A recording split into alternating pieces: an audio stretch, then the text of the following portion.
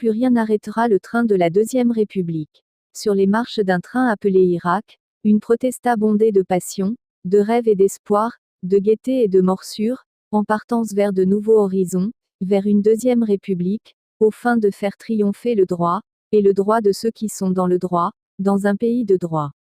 Le peuple algérien se trouve plus que jamais auparavant sur le sillage du temps charriant sa destinée. L'incroyable mobilisation populaire ces 3 derniers vendredis laisse présager de meilleurs lendemains pour enlever à jamais, ce bâillon collé de force à la voix du peuple, le jour de son indépendance, un 5 juillet 1962, par bruit de bottes et d'ordre en kaki. Le peuple, cette fois-ci entend se faire maître de son destin, vociférant son rejet du système politique ayant enfanté des ogres, les mêmes ministres carriéristes, ayant lamentablement échoué dans leurs départements respectifs, tels des bêtes de somme traînées d'un champ de labour à un autre pour s'engraisser aux dépens de la plèbe qui les subit, ne s'embarrassant guère de se sucrer sur le dos de l'État et du peuple, complice à ses yeux de tous ses maux et ses malheurs. Des semaines durant, les intrigues et les mensonges d'État se sont fait criardes s'inscrivant en porte-à-faux des revendications populaires, la vacance du pouvoir et le démantèlement du système politique du clan d'Oujda, imposé au peuple depuis 1962 à ce jour. La lecture de la dernière lettre attribuée au président absent, sérieusement amoché par son AVC, annulant sine die les élections présidentielles et niant son désir de rempiler pour un 5e mandat, compte tenu de son âge fort avancé et son état de santé, nous renseigne sur la pratique mafieuse de son clan, qui cherche à gagner du temps et faire perdurer à la Kabila, le Congolais, son règne finissant le 27 avril prochain. Tout comme il est fait mention d'une conférence inclusive de toutes les forces vives de la nation pour débattre de l'avenir du pays.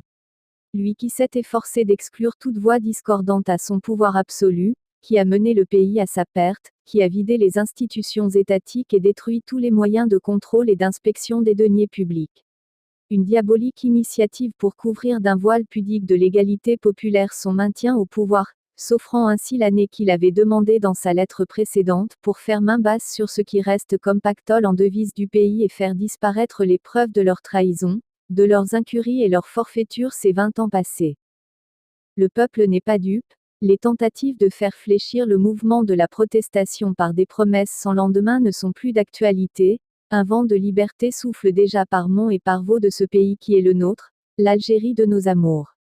Le temps des imposteurs et des usurpateurs est compté. Plus rien n'arrêtera le train de la liberté et de la reconquête de nos droits, de nos richesses spoliées. Il est bien vrai que des années durant ces criminels décideurs de l'ombre du système, par terrorisme et la peur des lendemains interposés, ont conquis nos corps sans jamais arriver à conquérir nos cœurs. Le vendredi 15 mars prochain, s'annonce déjà électrique, le régime acculé, tel une bête blessée, tente de reprendre la main d'abord par museler la communauté universitaire qui n'a pas cessé de battre le pavé et par un changement de gouvernement qui n'en est pas un, les mêmes têtes tant décriées par le peuple pour apaiser la gronde et la colère populaire, rien n'y fit, la protesta s'est de plus en plus faite criarde, et c'est sans surprise aucune que les gros bras et les chiens du régime sont déjà lâchés pour casser et envenimer le mouvement pacifique. Dès lors la prudence sera de mise pour barrer la route à ces mercenaires et criminels de droit commun, récemment libérés. Qu'importe le peuple et ses aspirations, qu'importe la misère de la plèbe, qu'importe le désarroi de la jeunesse, pour pérenniser et sauver leurs acquis et privilèges, le clan présidentiel est prêt à payer au diable son tribut. Vigilance, vigilance, tel est le mot d'ordre. Révolution hasta la victoria. Auteur, Brahim Ferhat. Le matin d'Algérie.com